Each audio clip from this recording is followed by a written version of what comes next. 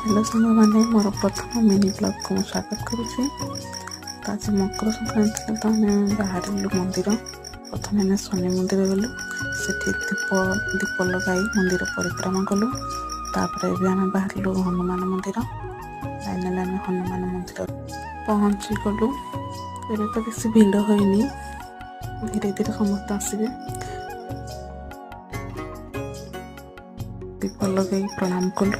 आम प्रथम मंदिर आसे ना सब शनिवार मंदिर को शनि मंदिर हनुमान मंदिर को आसू।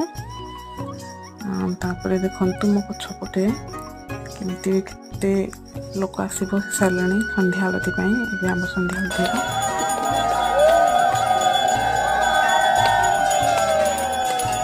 संध्या आलती सरला प्रसाद भी पाइलु। एवं आम घर को बाहरिलु। एवं घरे पहुँची गली। वीडियो भल लगी लाइक सब्सक्राइब शेयर कर।